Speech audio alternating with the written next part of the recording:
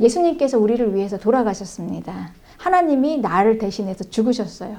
그런데 왜 죽으셨냐라는 거죠. 하나님께서 왜 나를 위해서 죽으셨을까? 왜 죽으셨냐는 거예요. 이건 뭐 교리가 아니에요. 예수님께서 십자가에서 나를 구원하시기 위해서, 내 죄를 씻기 위해서, 뭐 천국 데려가시기 위해서, 물론 이제 그 다 맞죠. 그게 맞는 내용입니다. 그러나 핵심, 하나님이 왜 나를 위해서 십자가에서 죽으셨냐? 그게 바로 나를 사랑하시기 때문이다. 근데 이제 여기서 막 우리가 전율이 막 느껴져야 되는데요. 실은 그게 믿기도 어렵고요. 실은 그게 와닿지가 않습니다. 하나님께서 우리를 사랑하셨다. 그게 나를 위해서 십자가에서 그 어마어마한 일을 하신 거야. 그 채찍 맞으시고 피 흘리시고 그 끔찍한 일을 나를 사랑하셔서, 믿기지 않는 일들이 너무 많아요. 왜냐하면 그분이 나를 어떻게 그렇게 아실까? 그분이 그게 사랑일까?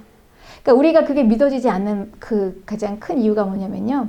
우리가 사랑을 몰라서 그래요. 진짜 사랑이 뭔지를. 지금까지 너무나 많은 그 사랑에 속아왔어요. 가짜 사랑이란, 이 세상이 주는 사랑이라는 의미에. 그래서 우리가 하나님의 사랑을 알기 위해서는 오늘 진짜 사랑이 무엇인지를 알아야 합니다. 그런데 이 진짜 사랑은요, 이 온 세상 천지에 다른 데 있는 게 아닙니다. 오직 하나님께만 있어요. 그래서 하나님에게서 나오는 진짜 사랑이 무엇인가를 일단 대조를 해봐야지 진짜 사랑이 뭔지가 딱 드러나면서 이제 우리가 그래서 이게 가짜 사랑으로 너무 속아 있었구나. 그래서 이 사랑이 믿기지가 않았었구나 라는 걸 우리가 알게 되는 것입니다. 오늘 이제 그 말씀 중에 그 하나님이 사랑하셨다는 그 증명하는 사실을 구절이요. 로마서 5장 8절입니다. 우리가 아직 죄인 되었을 때 그리스도께서 우리를 위하여 죽으심으로 하나님께서 우리에 대한 자기의 사랑을 확증하셨다 그랬어요. 하나님이 우리를 사랑하셨다고 증명하신 게 뭐냐면 십자가에서 죽으셨는데 그때 우리가 뭐였냐? 죄인이었다는 거예요. 그러니까 자격도 안 되는 나를 위해서 예수님께서 그 목숨을 버려주시는 거. 이게 사랑이라는 것입니다. 가짜 사랑부터 이제 한번 알아볼게요. 사랑하면 여러분 뭘 떠올르십니까? 뭔가 끌려야 되죠. 가슴 두근거림. 이런 걸 사랑이라고 생각하잖아요. 그러니까 즉 뭐냐면 감정이 사랑이다 생각하는 겁니다. 네, 감정이. 네. 그런데 인간은요, 감정만 있는 게 아니에요. 우리의 인격은 지성과 감정과 그리고 의지가 같이 있는 게 그게 합쳐서가 인격이에요. 그런데 이 사랑을 우리는 그 감정 하나에다가만 딱 실어요. 이제 이게 우리를 속이는 게 바로 뭐냐면 미디어입니다. 영화를 보면은 정말 그 사랑이 주제가 된 영화 보면은요, 그냥 웬만한 사람들이 저런 사랑 한번 해보고 싶다라고 할 정도로 막 혹하게 만들잖아요. 그 얼마나 그 사랑을 아름답게 그리는지 몰라요. 감정적으로. 이 감정. 그래서 이 감정의 사랑이라고 우리가 이제 이거 속고 있어요. 그래서 우리가 이 감정이 끌리고 좋아야지만 이게 사랑이다라고 하는데요. 그런데 이게 또 사랑이 아니라는 이유는요, 감정은 변합니다. 언젠가는 변하게 돼요. 그래서 우리가 사랑은 변한다라고 알고 있지만 그렇지 않습니다, 여러분. 사랑이 변한다면 그건 사랑이 아니에요. 그러니까 이 감정의 사랑은 결국은 뭐냐? 가짜다라는 이야기죠. 네. 그렇습니다. 그러니까 이 감정이 중심이 아니라요, 이 사랑 자체가 중심이 되어야 돼요. 그러니 변할 수가 없는 것입니다, 사랑은. 그리고 또 우리가 하나 사랑에 대해서 우리가 오해하는 게 있어요. 우리 어릴 때요, 그쵸? 잘해야지 칭찬받죠. 못하면 미움받습니다. 그래서 우리는 이제 그런 딱 도식이 형성됐어요. 내가 사랑을 받을 만한 행동을 해야 사랑받을 거야. 이거 자동적으로. 내가 이런 사랑받을 만한 행동을 못하면 나는 분명히 미움받을 거야. 이렇게 생각하거든요. 그러니까 조건이라는 것입니다. 조건. 그런데요, 이 조건은 거래예요. 근데 이 거래는 뭔가를 요구하는 거죠. 그러니까 이 사랑하기 합당한 뭔가가 돼야 된다는 거죠, 자격이. 그런데 여러분 잘 생각해 보십시오. 이 조건이 이 사랑이라면은요, 내 존재가 아니라 뭔가 외부로부터 들어오는 것을 사랑한다는 거예요. 그러니까 이게 얼마나 거짓이라는 것입니까? 내가 뭔가 공부를 잘해야 돼. 그 존재가 아니잖아요. 외부로부터 오죠. 내가 뭔가 탁월해야 돼. 내가 뭔가 능력이 있어야 돼. 내가 뭔가가 있어야 돼. 그러니까 내가 뭔가 있어야지, 내가 아니라 내가 뭔가 있어야지 사랑받을 수 있다는 이 조건은요, 내가 아닌 거예요. 사랑을 받는 실체가 내가 아닌 거예요. 조건입니다. 나의 외부로부터 오는 거. 그러니 이거는 사랑이 아니라는 것입니다. 그래서 우리가 이 사랑은요, 사랑의 그 진실은 뭐냐면 무조건이에요. 네. 여러분 그걸 믿으시기 바랍니다. 조건이 없는 것이 사랑입니다. 조건이 없어요. 그럼 우리가 이제 여기서 이거 두 가지 하나만 제대로 알아도 조금씩 풀려요. 감정이 아니다. 그리고 또 조건이 아니다. 하나님은 우리를 사랑하시는 게 우리의 존재를 사랑하신다는 것입니다. 오리지널, 이게 사랑이에요. 내가 비록 사랑받을 만한 그런 조건과 모든 자격이 안 될지라도 나를 사랑하시는 무조건. 네. 그게 존재의 사랑입니다. 존재. 그 존재 자체를 사랑하시기 때문에 그 존재가 조금 흠있고 부족하고 그냥 죄인일지라도 네. 여러분 이게 믿어지십니까? 하나님께서 죄인을 위해서 돌아가셨다는 거예요. 사랑이란 이런 거라는 거죠. 죄인임에도 불구하고 받아들여줄 수 있다는 거. 우리가 이런 걸 어디서 경험하겠습니까? 우리가 온 천지에서도 가장 하나님의 사랑을 닮은 부모님에게서조차도 어떤 사람들이 이걸 받지 못했어요. 왜냐면 조건이니까. 네가 공부 잘해야지. 네가 그렇게 부족하니까. 이렇게 우리는 이렇게 배웠습니다. 그런데 그래서 비로소 우리가 하나님의 사랑을 알면서 이제 조금씩 사랑이라는 것이 무엇인가가 진짜 이제 우리가 잡혀지는 것입니다. 하나님께서는 존재를 사랑하시기 때문에요. 그러니까 뭐 비교가 아니에요. 이거는 누구하고 비교해서 우리가 조건이면 비교거든요. 내가 좀 공부를 잘하니까, 내가 좀 믿음이 좋으니까, 내가 좀 뭐가 월등하니까 이렇게 조건이지만 이 조건이 없으면은요 한 사람을 하나님께서 마치 이 세상에 그 사람 하나밖에 없는 것처럼 사랑하신다는 거예요. 그래서 우리가 처음에 하나님께 은혜를 받을 때 많은 착각을 해요. 나만 사랑하시는 줄 알아요. 우리 처음에는 그랬죠. 오직 내 편인 것 같고, 나만 사랑하시는 것 같고, 이제 그게 조금씩 지나가면서 나를 사랑하시는 이 사랑으로 저 사람도 사랑하시는구나. 그래서 이제 귀하게 하는 것입니다. 우리 각 지체를. 한 사람을요, 우리가 함부로 대할 사람이 아무도 없어요. 나를 사랑하신 것처럼 하나님이 다 그 사람을 사랑하시거든요. 그래서 우리가 이 하나님의 사랑을, 이 진짜 사랑을 알면은요, 이제 조금씩 믿을 수 있어요. 전에는 우리가 가짜 사랑에 속아서 그렇게 하나님의 사랑을 믿지 못했던 거예요. 왜냐면은 내가 봐도 내가 너무나 아니니까, 내 모습이. 사랑받을 게 하나도 없어. 나 같은 자를 하나님이 사랑하실까? 조건이 아무것도 없잖아요. 내가 믿음이 뭐 왔다 갔다 하고 맨날. 그러니까 그리고 내 안에 항상 연약하고 부족한 점만 있으니까 하나님께 사랑을 못 받을 것 같았는데 오늘 이 존재 자체를 사랑하시는 하나님의 사랑이라면 하나님께서 정말 나를 사랑하시는 게 맞구나. 이제 우리가 이렇게 믿을 수 있는 거죠.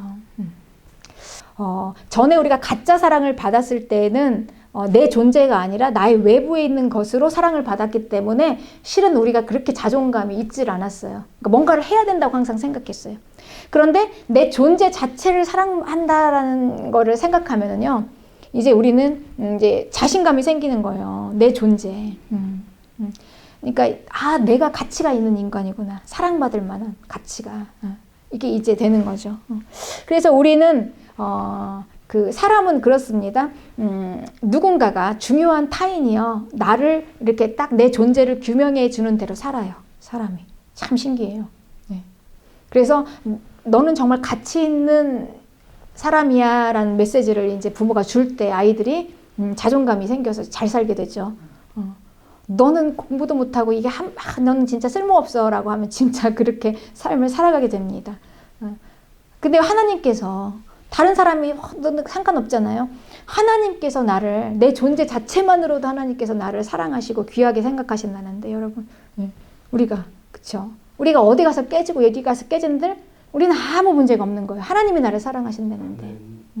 그리고 때로는 내가 좀 부족해도, 내가 좀 넘어졌어도, 그리고 내 안에 하나님 앞에 완전하게 가지 못하는 그 죄성이 있을지라도 하나님께서 그래도 사랑하신다는 거. 이게 진리입니다, 여러분. 이걸 믿으시기 바랍니다. 그런데 하나님을 만나보니까 그냥 아무것도 사랑받을 만한 죄인 되었을 때 나를 위해서 하나님께서 돌아가셨다라는 것을 믿고 나서 내 존재를 하나님께서 사랑하신다. 내가 그렇게 가치 있는 인간이었나? 하나님께서 인정을 해주시는데요. 다른 사람이 아니라 하나님께서요. 이거를 우리가 받아들이게 되면은요, 이 사랑을 받고 변화되지 않을 사람은 하나도 없어요. 그래서 우리가 복음이 사람을 변화시키는 것입니다. 복음이 하나님의 사랑이잖아요. 다른 게 아닙니다, 여러분. 복음이 뭐 교리가 아니에요. 뭐 줄줄줄 외워가지고 예수님이 십자가에서 날 죄를 대신해서 돌아가시고 어쩌고 저쩌고 하면서 막 우리가 그걸 다 외워서 믿겠습니까?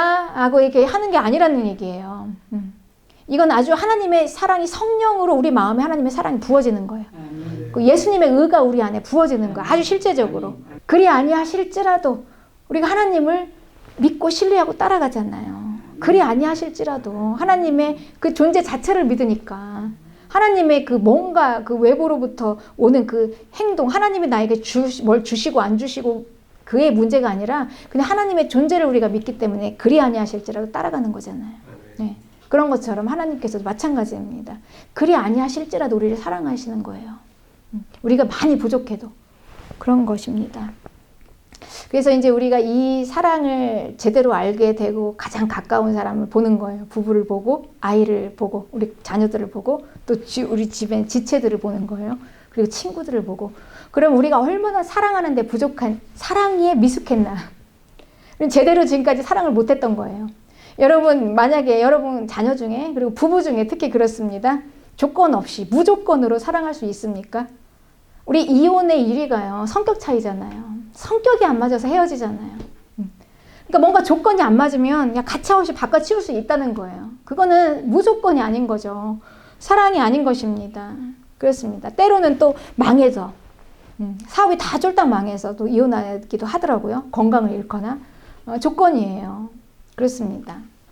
그러니 우리가 지금까지 보면 야 이게 이제 그 조건이기 때문에 조건 충족이 안 돼서 내가 그렇게 분노했던 것입니다. 여러분 부부에 조건으로 보니까 무조건이면은 그냥 성격이 좀 안 맞아도 그리고 좀 병이 들었어도 가진 게 아무것도 없어도 그럴지라도 그냥 사랑은요 이 진짜 사랑은 지켜나가는 거예요. 그냥 하는 게 아니라 굳게 지켜나가는 언약입니다. 약속을 지키듯이 나가는 거예요. 그게 진짜 사랑입니다. 그래서 변하지가 않는 거예요.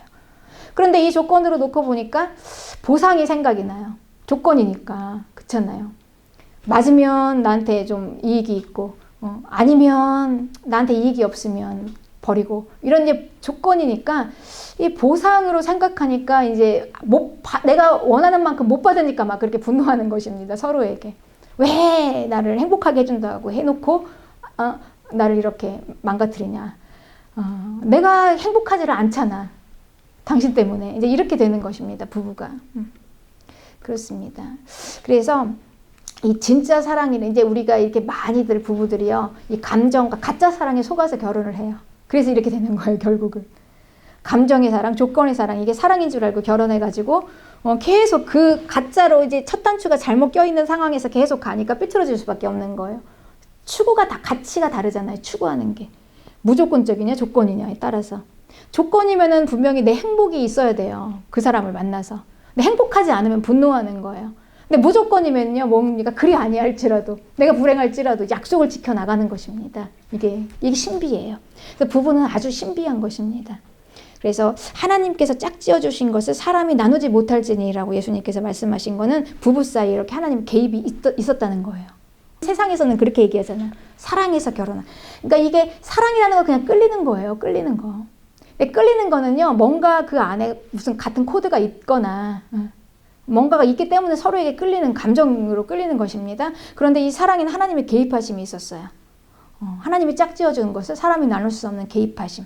그렇기 때문에 사랑해서라기보다는 그냥 결혼해서 사랑하는 거죠. 사랑을 지켜나가는 거죠. 그게 더 정답에 가깝습니다. 그러니까 사랑해서 결혼하는 게 아니라 결혼해서 사랑을 끝까지 지켜나가는 언약의 성취, 약속의 성취죠. 처음에 이게 진짜 사랑을 모르고 다 속아서 우리가 이제 이게 결혼 생활을 하니까요. 얼마나 이 만남이 어렵겠습니까? 그래서 어려운 거예요. 너무 힘든 거예요. 서로. 우리가 이게 사실은 진짜 사랑이 뭔지를 우리가 알았다면요. 사랑에 대해서 우리가 미숙하지 않았다면, 진짜로 사랑한다면요. 우리가 고통도 안 당하지만 또 그렇게 망가지지도 않아요. 서로 간에. 서로 간에 너무 망가뜨리잖아요. 우리는. 왜냐하면 조건으로 하니까 그냥 정말 쓸데없는 인간. 상대방이 쓸데없는 인간, 너무 못된 인간. 이렇게 우리가 이렇게 생각하기 때문에 그렇게 되어지는 겁니다. 또 우리가 존재는요, 우리가 규명해 주는 대로 가요. 너 나빠. 그러면 정말 나쁜 사람이 되는 것입니다. 그게 참 우리 인간의 신비예요, 여러분. 네. 말한 그대로 돼요. 너 정말 착해. 이렇게 하면 착한 사람이 되거든요. 너 진짜 악인이야. 라고 하면 진짜 악하게 되는 것입니다. 서로 그렇게. 그런데 이제 우리가 이 진짜 사랑을 알고 나서, 그래서 우리가 회복이 되는 것입니다. 하나님 앞에서. 복음 안에서 가정이 회복되는 것입니다. 회복이 됩니다. 왜냐하면 내가 하나님의 사랑을 받고 하나님의 사랑을 알고 진짜 사랑이 뭔지를 알았잖아요. 그 전에는 진짜 사랑이 뭔지를 몰랐기 때문에 사랑을 못했어요. 진짜 사랑을 못했어요.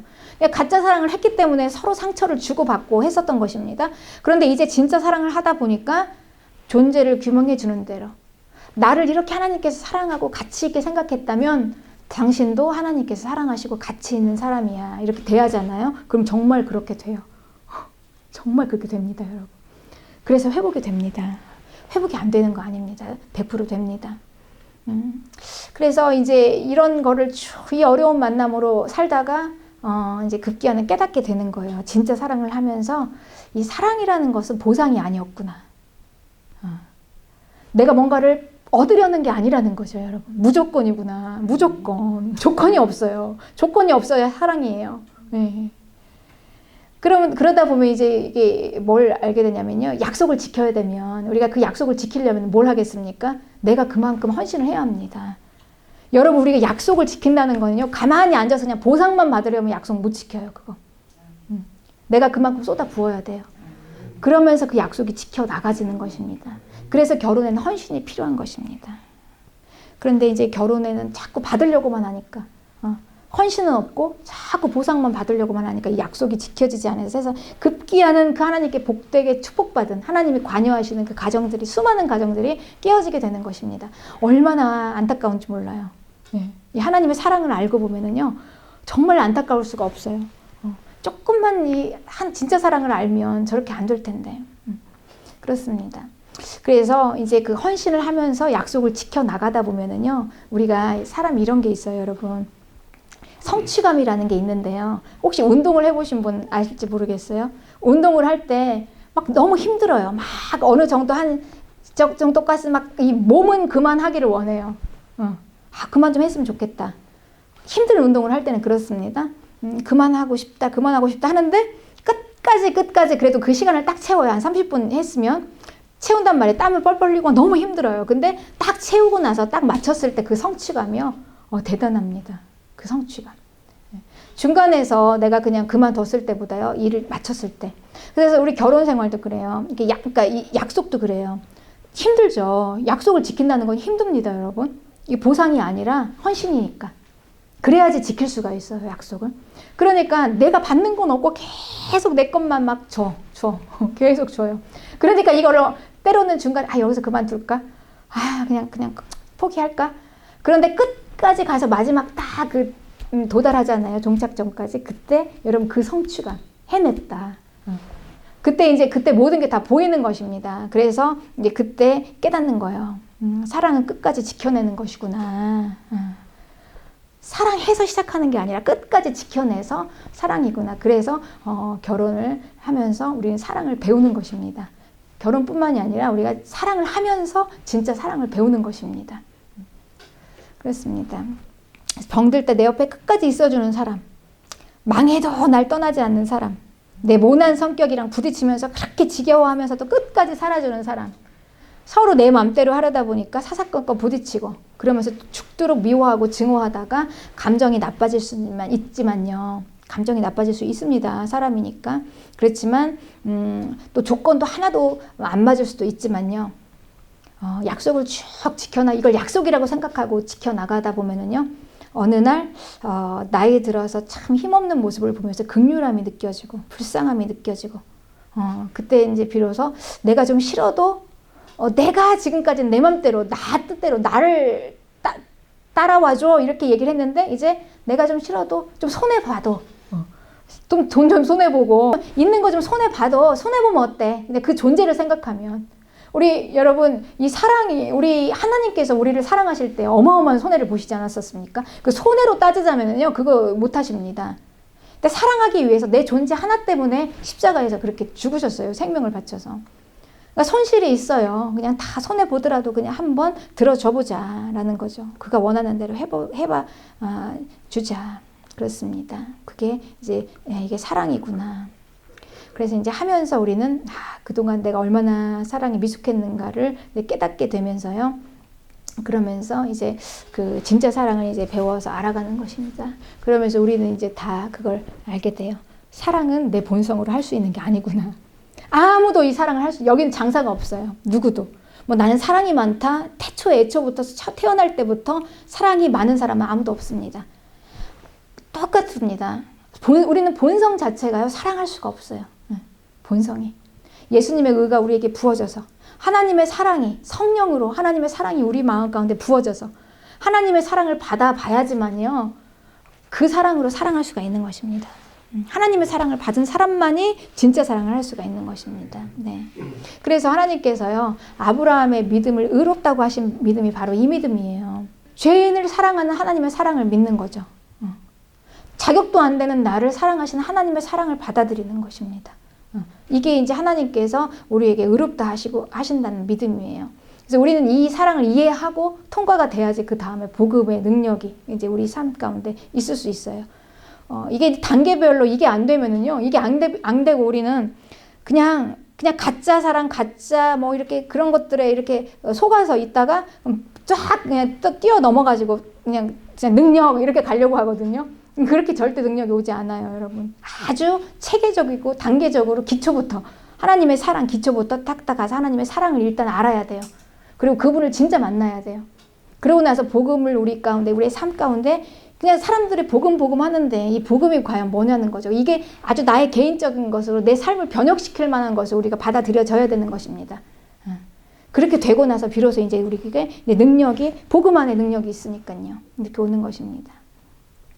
그래서 이제 하나님께서 이 사랑을 바로 이제 이 하나님의 사랑을 믿는 사람을 하나님께서는 의롭다 이렇게 이제 얘기하셨거든요. 그 믿음을. 그런데 이제 이 이스라엘에서 그 과거의 역사 가운데서도야 이런 일이 있었어요. 그 여호와의 유월절, 여러분 아마 아실 것입니다. 애굽에서, 이집트에서 이제 이스라엘이 나올 때요. 그때 그 바로가 아무리 강팍하게 마음을 써서 했지만 결국 하나님의 뜻을 막을 수가 없고 급기야는 놀라운 그 6월절 어린 양 피 사건이 일어났잖아요. 바로의 강팍감 때문에 온 세계에. 그때 하나님께서 이스라엘에게 뭐라고 얘기하셨냐면요, 이렇게 얘기했어요. 그 어린 양의 피를 가져다가 그 문에다가 바르라고 그랬어요. 문 좌우에다가 딱 바르고 해서 문에다가 딱 바르면 하나님께서 그 문의 피를 보고 넘어가신다고 그랬어요. 그랬습니다. 이게 구원이에요. 이걸 뭘 얘기하시는 것입니까? 그 하나님께서 우리를 볼 땐 다른 걸 보는 게 아니라요, 그 집 안에 누가 들어있는가를 보는 게 아닙니다, 여러분. 그 안에 얼마나 착한 사람이 들어있고 나쁜 사람이 들어있고 그 자격이 있고 아니고 공부 잘하고 부모님 말 잘 듣고 이런 게 아니에요. 그냥 하나님 말씀을 믿고 따르고 순종한 자만 그 안에서 들어가서 피를 발랐어요, 문에다가. 그랬더니 하나님은 뭘 보고 지나가시냐면요, 그 안에 있는 사람을 보고 지나가신 게 아니라 그 문의 피를 보고 지나가신 거예요. 딱딱. 이게 바로 하나님께서 우리에게 요구하시는, 의롭다 하시는 믿음인 것입니다. 참 이게 계산으로 보면 이해가 안 가죠. 인간의 생각으로 보면 무슨 피를 보고 지나가나, 그 안에 사람을 보고 지나가야지. 근데 이게 하나님의 계산법이라는 거예요. 하나님이 이렇게 정하셨어요, 원칙을. 그렇습니다. 그래서 이 죄인임에도 불구하고, 내가 부족하고 허물 많은 인간임에도 불구하고 예수님의 십자가를 믿고 그 예수님의 십자가의 피를 믿는 그 사람을 하나님께서 넘어가시는 것입니다. 안 죽이시고. 여러분 이걸 잊지 마세요. 항상 6월절 어린 양을 생각하세요. 내가 조금 하나님 앞에 조금 이렇게 오늘은 좀 하나님께 사랑을 못 받을 것 같아. 너무 내가 부족해. 내가 생각해도 라고 생각할 때 항상요, 그 6월절 어린 양을 다시 떠올리시기 바랍니다. 나는 그냥 피 안에 들어가 있으면 돼. 그냥 문에다가 피만 바르고 그 안에 잘 있으라고 하는 대로 있으면 되는 거야. 이러면 되는 것입니다, 여러분. 그렇습니다. 그래서 이렇게 이제 하나님께서 우리를 그렇게 구원하셨습니다. 여러분, 이렇게 구원하셨잖아요. 이렇게 구원하셔서 이제 무슨 일이 일어났냐.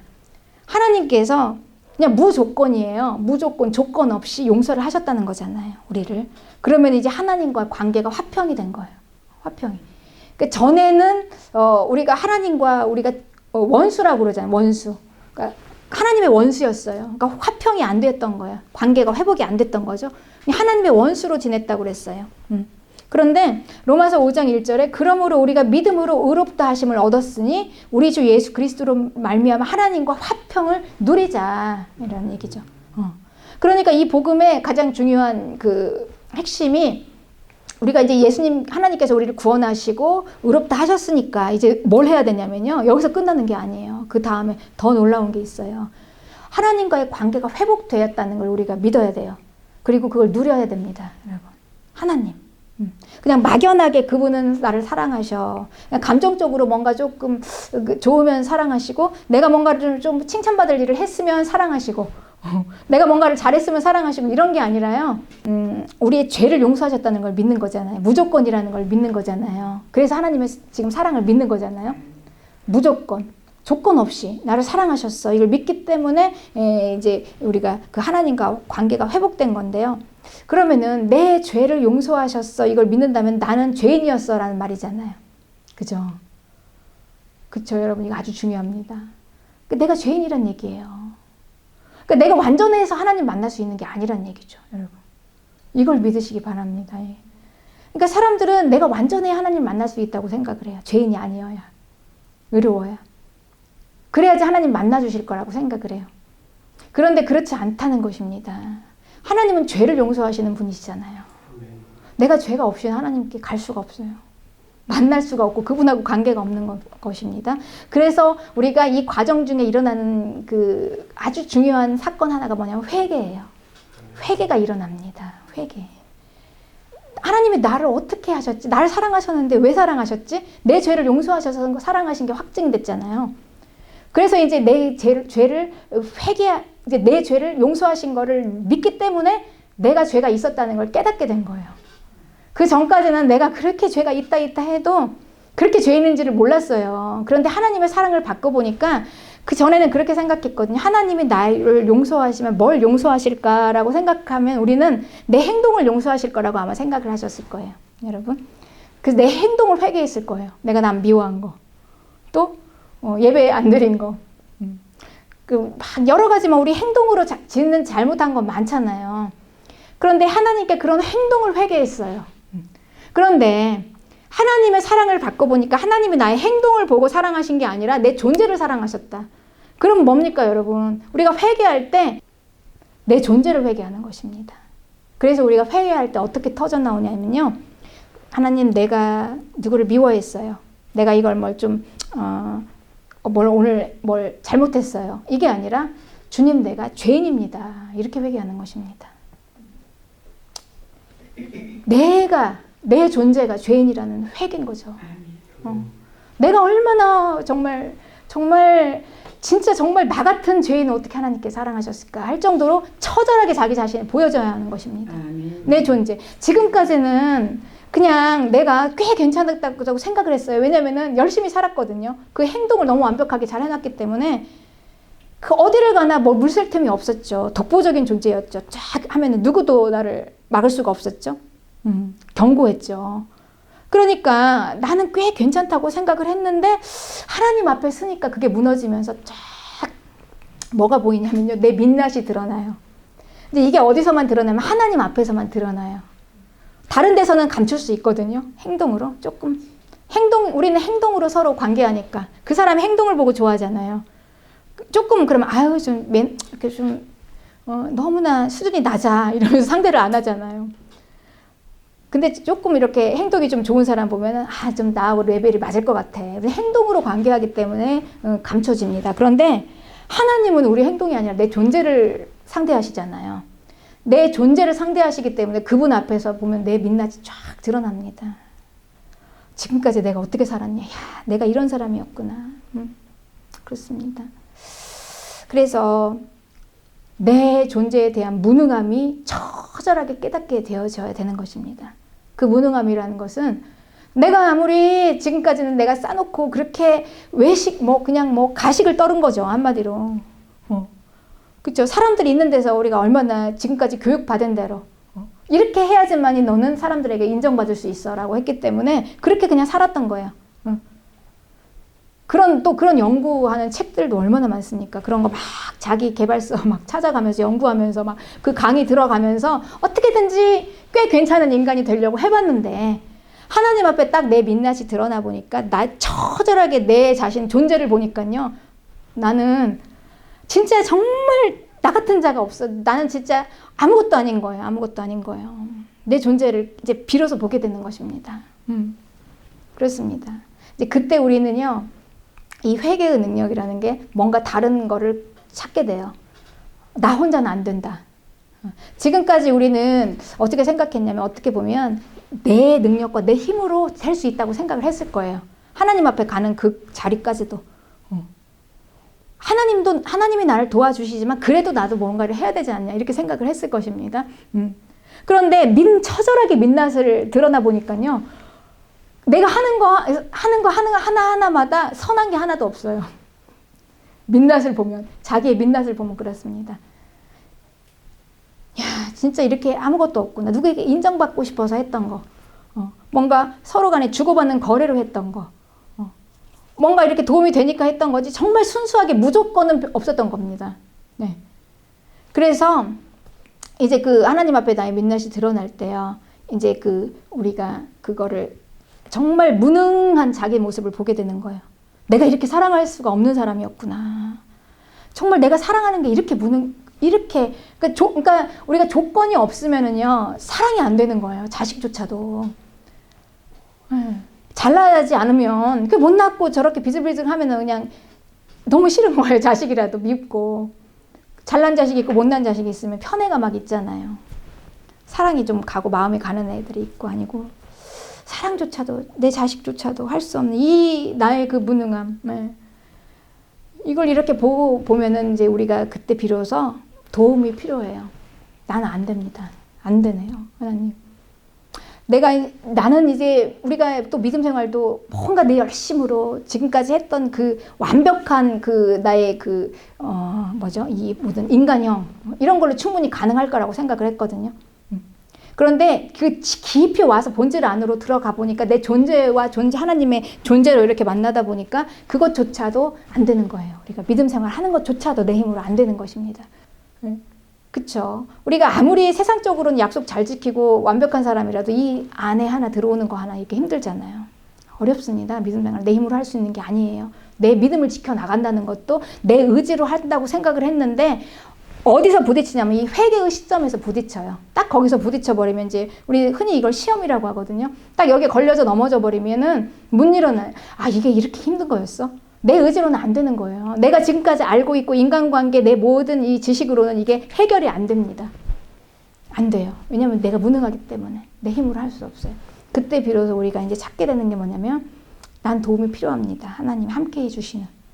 그래서 우리가 나 혼자서는 완전할 수 없다는 것을 처절하게 깨닫게 되는 것입니다. 회개. 그래서 우리 그리스도인의 삶이 나 혼자서는 안 되는 것입니다. 예수님이 함께 계셔주셔야 되는 거예요. 주님이 나와 함께입니다, 여러분. 함께 가야 되는 것입니다. 나 혼자서 안 돼요. 주님이 나와 함께. 함께 같이 가요. 같이 사는 거예요. 주님과 내가 함께. 그러니까 누가 끌고 가겠습니까? 주님이 당연히 끌고 가시겠죠. 주님이 끌고 가야지 맞죠. 내가 끌고 가면 안 되죠. 그래서 우리가 이제 믿음의 궤도에 들어와서 이제 하나님과 내가 같이 함께 딱 연합해서 살게 되면은요, 주님을 따라가야 되기 때문에 내가 꺾어지는 것입니다. 이 과정이 필요해요. 이게 없이는 안 됩니다. 그래서 여러분 이 공동체가 얼마나 좋은지 몰라요. 어디서 꺾겠습니까? 세상에서는 조금 이렇게 불편하면 서로 그냥 떠나버리면 되고요. 그냥 버려버려요. 세상에서는. 아직 좀 부부도 버리는데, 그쵸? 자식도 버리는데. 근데 이 안에서 이 공동체에서는 이제 철과 철이 부딪히면서 얼굴이 빛난다고 그랬어요. 친구와 친구가 부딪히면서 얼굴이 빛난다고 성경은 그렇게 표현되어 있습니다. 철과 철이 부딪히듯이 사람과 사람이 부딪히면서 이제 꺾어지기 시작하는 것입니다. 그래서 내가 꺾어지면서 이제 예수님과 하나가 되어서 따라갈 수 있는 사람이 되어지는 것입니다. 그래서 이제 공동체 안에 들어올 수 있는 능력이 여기서 생겨나는 것입니다. 그러니까 이 공동체, 우리는 그래서 믿음 생활은요, 그냥 이 얼마나 내가 교회 안으로 잘 들어와서 믿음 생활을 잘 할 수 있느냐, 이게 능력이에요. 여러분, 우리가 이거는 아무나 할 수 있는 게 아니거든요. 이게 힘든 거잖아요. 이 힘든 걸 누가 하려고 하겠습니까? 그러니까 이런 걸 피해 가서 이제 그냥 이런 게 없는 데에서 믿음 생활을 하고 싶어 하죠. 그런데 하나님은 우리를 교회로 부르셨단 말이에요. 공동체로. 그러면서 이제 이거를 하나님께서는 첫째는 하나님과 화평돼서 하나님과 함께 살아야 돼요. 근데 하나님과 함께 살 수 있는 사람이 사람하고도 같이 살 수 있어요. 그리고 또 반대로 얘기하면은요, 그래서 교회 안에 들어와서 지체들과의 믿음 생활을 잘 해야지만이 우리가 하나님과 하나가 될 수 있다는 진리입니다, 여러분. 이게 연결되어지는 거예요. 우리는 하나님과 함께 가야 되잖아요. 나 혼자서는 안 되거든요. 그러니까 이게 공동체입니다. 하나님과 함께 가는. 그래서 다른 사람과 잘 어울리지 못하는 사람이 어떻게 주님과 함께 살 수 있겠습니까? 그렇죠? 그래서 하나님과 함께 살 수 있는 사람이 또한 다른 사람과 어떤 사람을 만날지라도 같이 살 수 있습니다. 왜냐면 나를 꺾고 내가 예수님을 따라갔잖아요. 한번 따라가 봤잖아요. 하나님을 따라 쭉쭉 또 가고 있잖아요. 항상 꺾어지잖아요. 나를 내려놓는 거죠. 내 자신을. 그리고 따라가는 거죠. 이 어마어마하게 어려운 일을 우리가 하나님을 통해서 했는데 사람 사이에서 못하겠습니까? 그러니까 지체 안에서 하다가 또한 우리가 가정 안에서도 그렇게 하다 보면 어느새 내 삶이 나도 모르게 쫙 회복이 다 되어 있습니다. 관계. 이게 회개의 능력이고 이게 그리스도의 능력 있는 삶이 이제 여기서부터 이제 일어납니다. 이 하나님과의 이 관계가 회복이 되잖아요. 근데 하나님과의 이 관계가 회복이 될 때 우리가 이제 엄청난 놀라운 거기에 복음의 능력이 뭐냐면 하나님이 지금까지는 왜 우리하고 관계가 회복이 안 됐냐면은 죄에 대한 진노 때문에. 하나님은 우리의 죄에 대해서 진노하시는 분이에요. 죄에 대해서 진노하신 하나님입니다. 그러니까 우리가 죄가 있기 때문에 예수님의 피 이전에는 우리가 죄가 있는 존재이기 때문에 하나님과 원수가 됐죠. 그러니까 화평을 이루지 못했어요. 그러니까 죄에 대해서 계속 진노하고 계셨는데 예수님의 피로 하나님께서 우리를 무조건으로 그냥 용서를 하셨어요. 그러니까 이제는 하나님의 진노가 없다는 것입니다, 여러분. 믿으시기 바랍니다. 이게 엄청난 능력이에요. 하나님이 더 이상 나에게 진노하지 않으신다. 이 하나님이 나에게 더 이상 진노하지 않으신다는 것은 뭐냐면요, 우리는 진노의 대상이 아니라는 거예요. 하나님 더 이상 우리 진노의 대상이 아닌데 이제 모든 이 저주와 이 어둠에 속한 이 모든 것들은 이제 다 떠나간 거죠.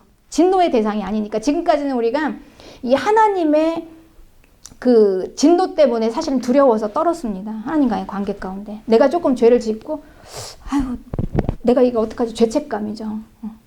조금 짓고, 내가 하나님 이것 때문에 나를 미워하시면 어떡하나. 이것 때문에 내가 벌 받았나 봐. 이것 때문에 이렇게 일이 안 되나 봐.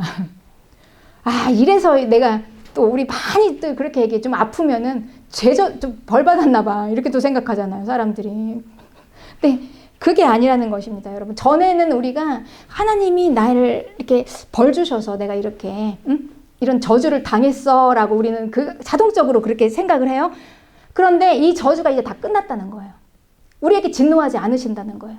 예수님의 십자가로 우리를 용서하셨기 때문에 이걸 믿으셔야 되는 것입니다, 여러분.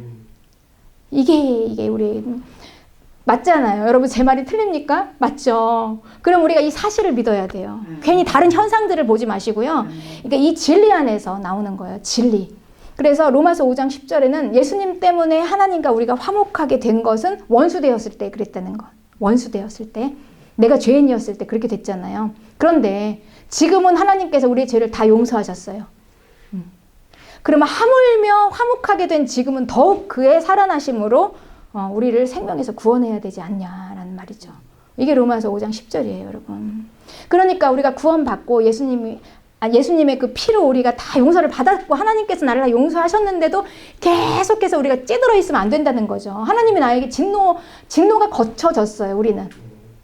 그게 우리에게는 엄청난 놀라운 능력입니다. 우리에게는 이제 더 이상 하나님이 나에게 진노, 그러니까 분노하시지 않으셔요. 다 용서하셨다는 거예요. 그러니까 하나님이 나를 사랑하시는데 여러분 무엇이 문제가 되겠습니까?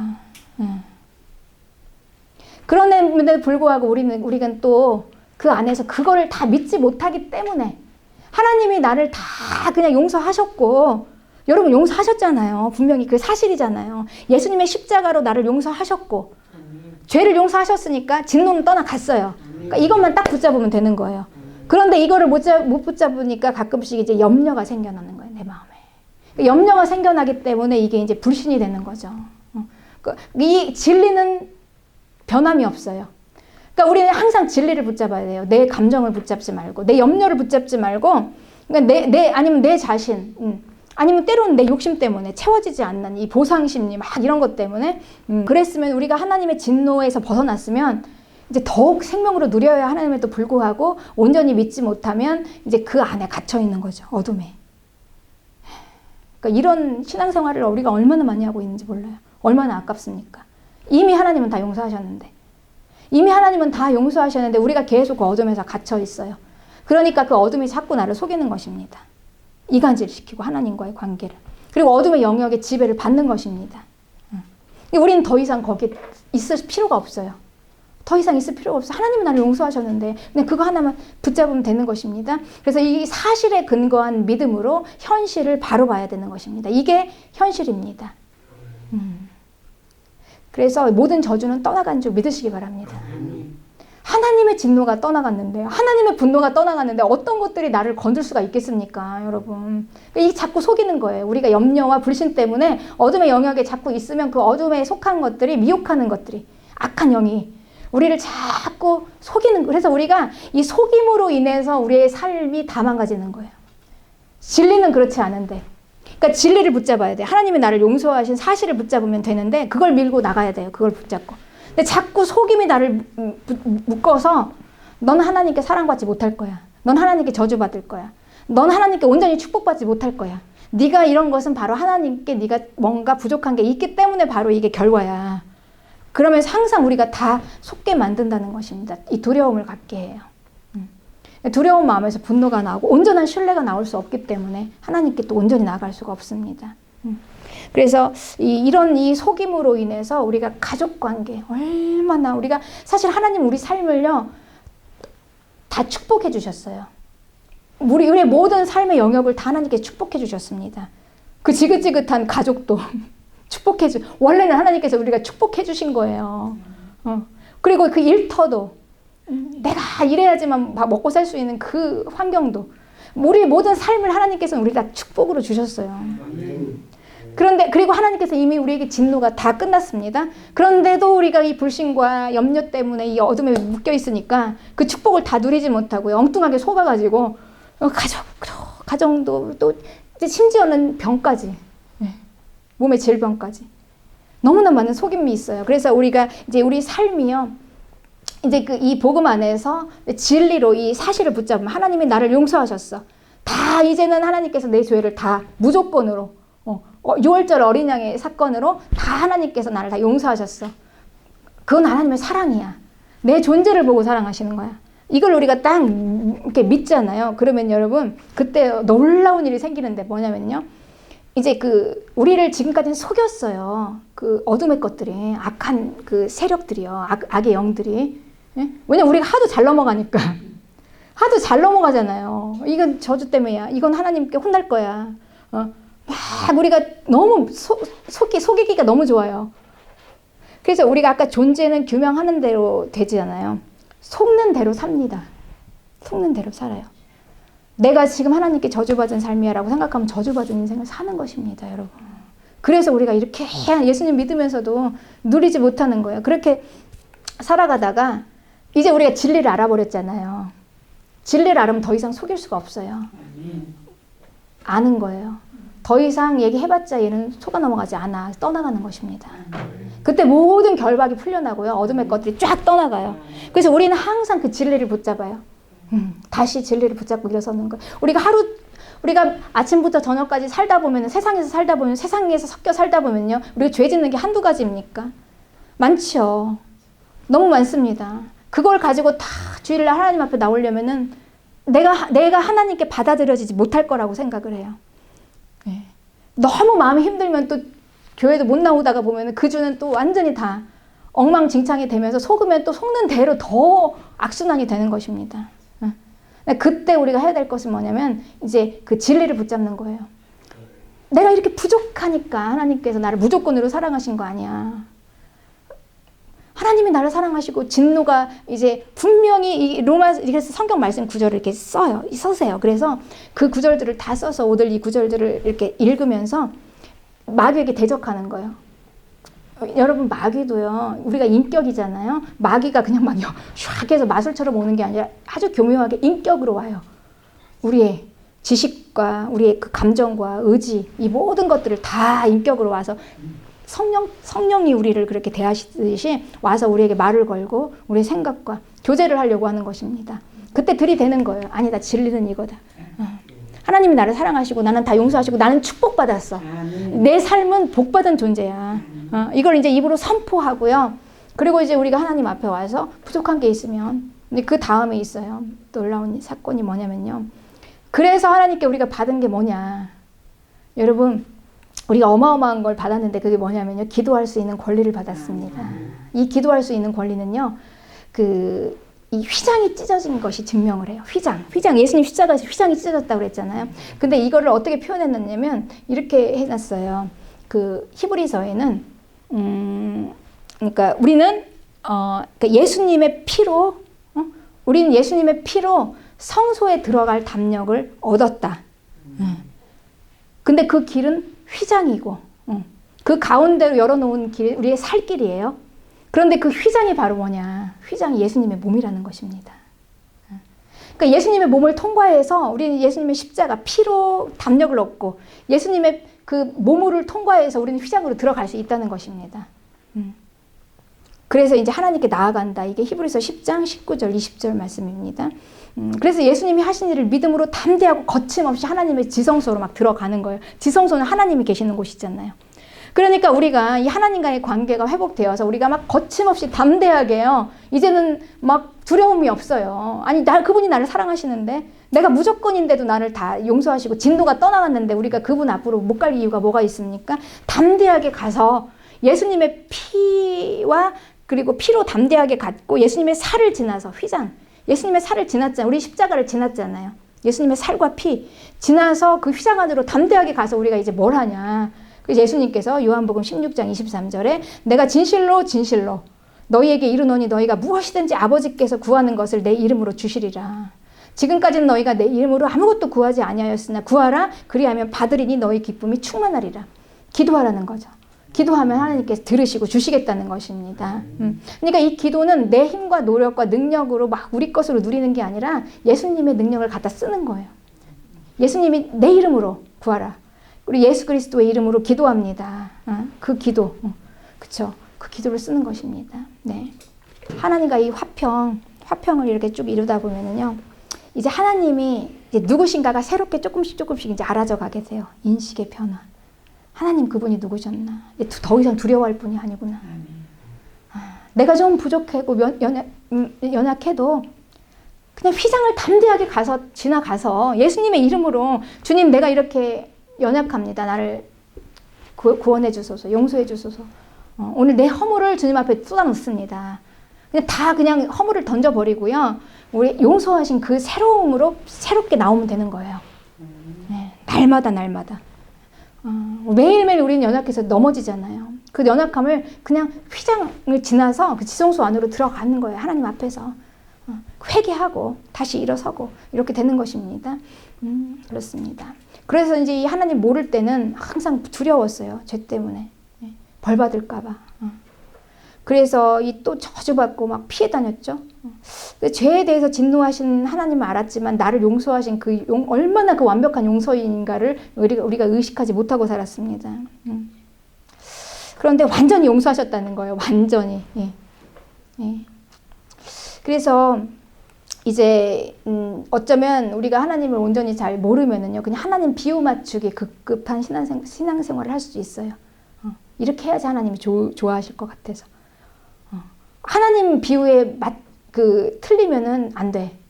하나님 마음에 안 들면 안 돼. 이렇게 생각하실 수도 있어요. 그런데 하나님은 애초부터 우리가 죄인이었음에도 불구하고 우리를 용서하시고 사랑하셨어요. 내가 하나님 마음에 들고 안 들고가 아니에요, 여러분. 그건 나중에 이제 또 성숙인데요. 이제 성숙으로 가는 거죠. 그런데 어쨌든 간에 우리 존재 자체가 다 하나님 앞에 받아들여졌기 때문에 하나님 마음에 안 들어도 하나님께서는 다 용서하신 것을 믿어야 되는 것입니다. 믿는 것입니다. 하나님 마음에 들어서 우리를 용서하신 게 아니기 때문에 그렇습니다. 그래서 이제 그러다 보면은 이 하나님이요. 이 하나님이 어떤 분이신가? 그 하나님의 그 무한하신 그 하나님의 그 크심이 이제 우리에게 이제 딱 한마디로 그 생기는 거예요. 사랑이구나. 사랑. 하나님은 사랑이시라. 정말 사랑이시구나. 그리고 이제 우리가 이 하나님과의 관계, 그러니까 하나님은 나를 다 용서하셨다. 내 존재를 다 받으셨다. 그러니까 이거를 우리가 다 알고 나서 이제 성경을 읽어야 되는 것입니다. 그래야지 성경이 제대로 이제 들어와요. 왜냐면 이건 하나님의 말씀이기 때문에 관계 안에서 읽어지는 것이에요. 관계입니다. 여러분, 관계가 이렇게 중요해요. 그러니까 우리가 관계, 이 하나님이 누구신가에 대한 관계가 제대로 잘 되어 있어야지 이제 이 하나님이 그분이 하시는 말씀이 이제 쫙쫙 들어오는 거예요. 그 말을 듣는 것입니다. 그래서 우리가 이렇게 생각해 보면 쉽잖아요. 우리가 보통 대화를 할 때요. 대부분 한번 보세요, 여러분. 그 대화의 내용은 별로 중요하지 않습니다. 그 대화의 내용보다 사실 그 중요한 것은 뭐냐면은 내가 그 사람을 어떻게 생각하느냐. 그 말하는 사람을. 그때 굉장히 달라져요. 그 말이. 그렇지 않습니까? 내가 그 사람에 대해 호의를 가지고 있으면 무슨 얘기를 해도 다 좋게 보이는 거죠. 관계예요. 네, 그렇습니다. 그러니까 이 하나님과의 관계가 회복되면서 우리가 이제 사랑으로 우리가 이제 하나님을 알게 되면은 이제 말씀 하나하나가 다 제대로 이제 들어오게 되는 것입니다. 네. 바울은 이렇게 얘기했어요. 그러므로 우리는요, 환난은 인내는 연단을, 연단은 소망을 이룬다. 네. 환난 그까짓 것 이제 이 복음을 하나님이 저주하지 않으신, 하나님이 축복하신 이 자녀의 삶에 하물며 환난이 오더라도 환난을 통해서 인내를 배우게 되죠. 인내는 견디는 거예요. 잘 견디면 우리는 단련된 신앙 인격을 받는 것입니다. 그렇습니다. 그래서 이제 급기야는 우리가 사박으로 우겨쌈을 당해도 쌓이지도 않아요. 그리고 답답한 일을 당해도 낙심하지 않아요. 박해를 받아도 버림받지 않고요. 거꾸로 트임을 당해도 망하지 않는 삶을 사는 것입니다. 하나님이 사랑하시는 여러분, 이제 여러분들은 모든 허물을 다 용서받았고 주님은 여러분을 통째로 다 받으셨습니다. 이 사실에 근거해서 이 사실을 믿고 받은 구원을 능력 있게 누리시기를 주님의 이름으로 축복합니다.